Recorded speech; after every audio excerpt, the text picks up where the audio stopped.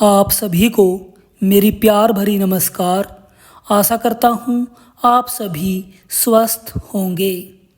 दोस्तों, क्या आपने कभी सोचा है कि जब कोई इंसान नाम जपते जपते रूहानी मंडलों में पहुँचता है तो उसकी राह में कौन कौन सी अद्भुत परीक्षाएं आती हैं, कौन कौन सी भयानक रुकावटें आती हैं। आखिर वह कौन सा रहस्य है जो बहुत कम आत्माओं को अपनी असली मंजिल तक पहुंचा पाता है। जानिए इस गहरे आध्यात्मिक रहस्य वाली कहानी में।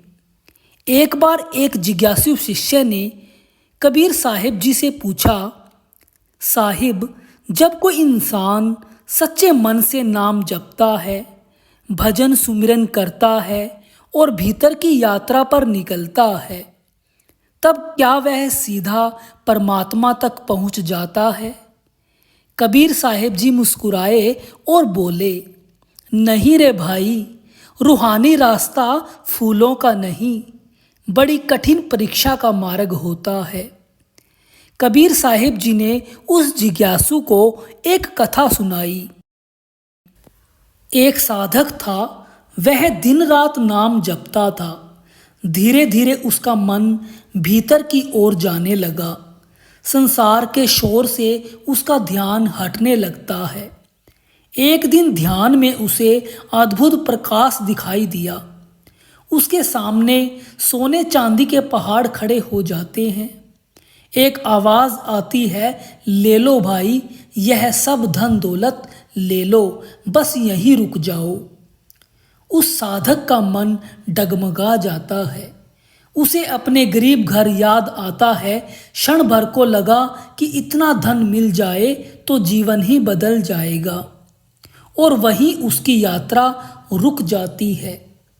कबीर साहिब जी बोले, जिसका मन धन में अटक जाता है वह प्रभु तक कैसे पहुँचेगा? फिर उन्होंने दूसरी बार उसके बारे में सुनाया कि वह साधक दोबारा कोशिश करता है, वह नाम जपने लगता है, तो फिर इस बार उसे एक विशाल लोक दिखाई देता है। वहाँ के लोग उसके चरण छूने लगते हैं, उसे सिंहासन पर बैठाने लगते हैं और कहते हैं, अब तुम इस लोक के राजा हो। उसके भीतर अहंकार आ जाता है, मैं महान हूँ, मैं पहुँचा हुआ हूँ। बस वहीं उसका पतन हो जाता है। कबीर साहिब जी फिर उसके बारे में बताते हैं कि जहाँ मैं बच जाता है वहाँ परमात्मा नहीं मिलता। फिर तीसरी बार अब उसके सामने अत्यंत सुंदर अप्सराएं आती हैं। मधुर संगीत, मोहक रूप, दिव्य सुख। उसका मन फिर फंस जाता है, वह भी आगे ना जा सका।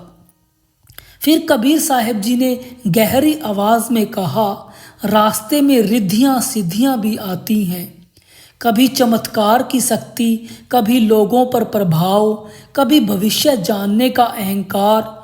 जो इनमें उलझ गया वह मंजिल से दूर हो गया। तो यह कहानी सुनकर शिष्य ने पूछा, तो फिर मंजिल तक कौन पहुंचता है? कबीर साहिब जी बोले, बहुत दुर्लभ है वह आत्मा जो हर लालच, हर डर, हर मोह को पार करके केवल मालिक को चाहे। फिर कबीर साहिब जी ने एक दोहा कहा, माया तजी तो क्या भया, मान तजा नहीं जाए, मान भड़े मुनियर गले, मान सभय को खाए।